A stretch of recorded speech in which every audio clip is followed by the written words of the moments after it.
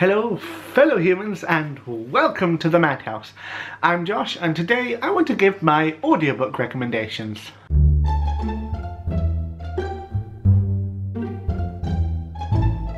Now I have so many of these. This is not a planned video and it's certainly not an advert for Audible, but if anyone from Audible is watching, please sponsor me.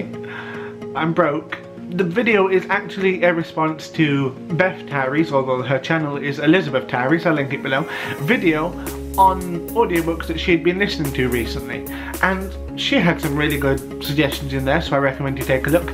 But I promised to give her a whole bunch of recommendations. I was just going to comment on her video, but then I realised I have a lot of audiobook recommendations. I listen to loads of them. It really helps me to keep up with the reading speed I had when I was a child, when I could read 9 books at once and get through them all in a week. I can read a paper book and listen to one at the same time, get twice as much stuff done at once. Some people listen to music, I listen to another book. I have a strange brain. Audible is taking a lot of my money. Like I said, I have many recommendations. They are very lengthy and very detailed. So I thought, why not say them? It would be so much easier and, well, in fact, it might save my fingers from being ground down to a stub. I quite like having use of my hands, but it would take me over an hour to write them all out, so I thought, why not just sit down and say it? It may not all fit in one video, but this can be a monthly feature perhaps, where I recommend a whole bunch of audiobooks. And who knows, maybe Audible, please. That was the second time I've said that, isn't it? Whatever. I don't do this to make money, I do it because I enjoy talking about books. I've not made any money, I don't plan to make any money. So without further ado, I'm going to talk about my favourite audiobooks then. Now, obviously if you know anything about my reading habits, you're going to assume that these books are in here. The Discworld series by Sir Terry Pratchett. There are 2 versions of these. There are the unabridged read by Stephen Briggs, which are very good, but for me there's just something a little bit lacking. I don't know what it is. He does voices reasonably well, it's just he doesn't convey the humour so well as the narrator of the abridged audiobooks, Tony Robinson, whom you might know as Baldric from Blackadder, or from that bloke who did Time Team. Tony Robinson is marvellous. His voices are amazing. He does so many, a different one for each and every character. His deaf is absolutely fantastic. His Granny Weatherwax is good at conveying her strength, but I just don't see her as being from the West Country, because the country is called Lancashire. Surely Lancashire would make more sense, or at least Yorkshire, somewhere up north. Now, as I said, there are 41 books in the series, and if you want to know where to start with them, I recommend you watch my video about it here. Otherwise, pick any of these up, not because the audiobooks of them are necessarily innovative or clever in the way they've been done, it's just that the writing itself is too phenomenal to miss. The next book I want to recommend is also Terry Pratchett, but in collaboration with Neil Gaiman. It is Good Omens, one of the best books of the 1990s and by far the funniest.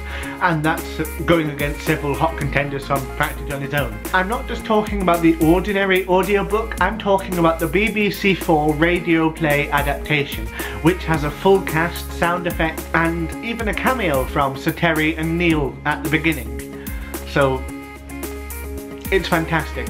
It's probably the best adaptation to an audiobook format that I've ever encountered. It is a story about the end of the world and an angel and a demon who have decided that the apocalypse will be very bad for them, so they try to stop it. And on the way they happen to, well, have to fight their way through everyone from a very angry Scottish leader of the Spanish Inquisition who thinks that anything south of the North Pole is a sucking pansy. That was terrible. The hordes of heaven and hell, a hellhound called Dog, and 4 children, one of whom just happens to be the Antichrist. Oh, and there's also a witch who sticks gunpowder in a dress and blows everyone to Kingdom Come. Very funny, very clever. Worth a read no matter what. The same goes for the Harry Potter series. This is the illustrated edition of Harry Potter and the Philosopher's Stone, and it's truly marvellous, and the ones that, if I have kids of my own, that I will read to them. But the audiobooks are fantastic. I'm talking about the British ones here. I don't know what the American or Australian ones might be like, or in any other language, but the British ones are narrated by Stephen Fry, who is truly marvellous. There are a few British people at least, who can do so many voices as he. His McGonagall is spot on, his Harry is fantastic, his Hermione is really funny and very good too. And his Dumbledore, well, let's just say, if you listen to that, you're not going to be surprised in the slightest by Rowling's post-book revelation that Dumbledore was gay, because it's apparent from the start. If I have to explain the plot of the Harry Potter books to you now, well, there's probably not much I can do for you, because they are the most popular book series the world has ever seen. There are only 2 writers who have sold more books than Rowling has. One of them is William Shakespeare, and the other Agatha Christie. That tells you something. There's a reason they're that popular too. They are just very, very good. If you don't know them, and I imagine there are very few of you who don't, go and find out. Up next there is The Martian by Andy Weir. The Martian is about Mark Watney, a botanist and engineer who is stranded on Mars as part of the Mars mission. He wasn't just there for the fun of it. So he's the only person for, I think it's 9 million miles, and he has to survive. It's a truly magnificent story of human ingenuity and bravery and struggling against the odds, and Watney is one of the funniest protagonists you'll ever come across. You don't expect to be laughing your socks off with a book about someone stranded alone on an entirely hostile planet and completely incapable of sustaining human life, but you get there. And when I say laugh your socks off, I mean it. There is also American Gods by Neil Gaiman. You might be able to see a bit of a trend here, but I'm a big fan of Neil Gaiman. American Gods is perhaps meant for audiobook format because it's a story about the gods and myths and ancient legends of this world in the modern age, specifically in America, as the name might suggest. But it's a story of the world and of those ancient times and places, where the only way you could possibly get a story was through sitting around a fire and having it told to you over a series of days. That's how the Iliad was originally told, the Odyssey. All of these magnificent stories that people know are told like this. And this way, it helps to awaken that primal enjoyment in me, at least. Hopefully it will in you too. It's fantastic. Expect to see visits from Loki, Odin, leprechauns. Expect a very interesting take on Chernobog and the Zorius, and Anansi is amazing.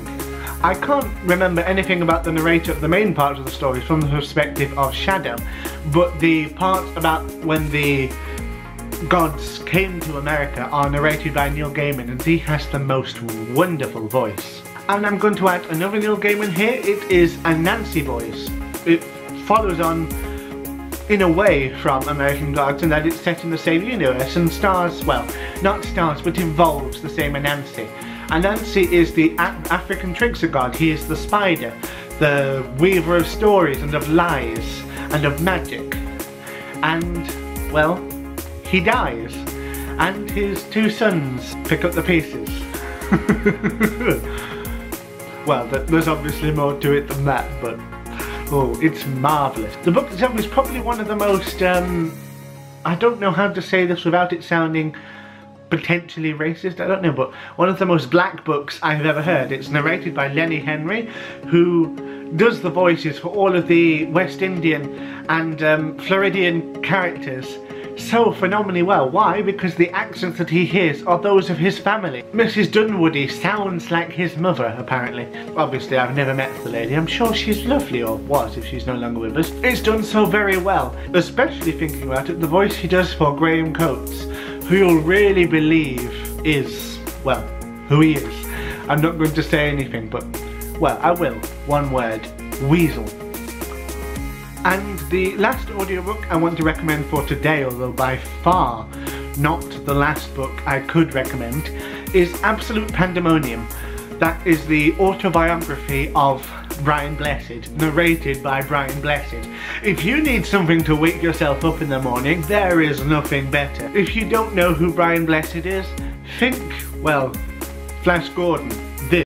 I know you're only waiting for the right moment to attack him. Yes! And Ming knows that too. So, by delivering you, I allay his suspicions. I gain time. Our weapons are inferior. We need another year's preparation. Ming's not unbeatable. With all his men, he couldn't even kill Flash. Gordon's alive. Gordon's alive! Gordon's alive! Now, I can actually do a pretty good impression of Brian Blessed. I can do the voice fantastically, but I'm not going to do it now. I'm very sorry, but my housemate is asleep upstairs. And, well, I still have to live with him for the next few months. Brian Blessed has a phenomenal story, and it's all about that. He's boxed with the Dalai Lama, he's climbed Mount Everest, he's done it several times. He was training with the Russian cosmonauts to go up to the International Space Station until his health took a turn for the worse. He's been to the North Pole many, many times. He's punched a polar bear right in the nose. He's sung opera at mariners, submariners specifically, who surface from underneath the ice to come and get some air, and then, well, what are you going to expect? This very large bearded man, white beard because of course he was out in the snow and the ice, it was covered, belting songs, dressed in a massive fluffy suit, and you're at the North Pole. What are they going to think? They're being attacked by Santa Claus? He's such a fantastic, larger-than-life character, and there's nobody who can say it better than him. Oh, that voice. I mean, I can pretend to do it, but just imagine having that every single day. It's marvellous. But aside from his grand adventures, it also talks about his life growing up in poverty and having to fight for every single thing he's got. He was in a terraced house in a northern mill town with no mill. That's to say, the mill was there, but it was closed. It was closed a long time ago. It's the closest thing you can come to being in absolute poverty in this country without being homeless. And he worked hard for everything he had. He ended up working with the RSC. He can sing, he can act, he can talk. I mean, he's marvellous. One thing you might not know actually, he has over 2,000 animals in his home because he rescues them. And we're not just talking something like bees, well that would be easy. We're talking dogs, cats, horses. I think he did, no elephants, what's that one? Zebra. Of course, those two are nothing alike. I don't know why I got them mixed up, but I did. Maybe my brain went with my hair. Alright, and that's it for today. I hope you enjoyed the video. Please click like, share and subscribe. Seriously, listen to and read all of these books. I would quite appreciate it if you were to use my book depository affiliate link, but of course I can't force you, and I don't have anything for Audible. I'm not sure how to go about this or if my dignity would allow me to do it. Fuck that, I'm a broke student, I have no dignity. If you have any particular recommendations for audiobooks, please go ahead and tell me, because I would be delighted to hear it. I can't tell you how much I love them. I said before, it awakens something primal in me. This sort of connection to the communities of the past. It's very strange and I can't quite explain it because I'm a logical person. I don't depend on feelings like this very often. I don't feel them very often. So when it's here, I just go with it. And it's fantastic. Until next time, be kind to yourselves and to each other and have an inspired day. Tatty byes!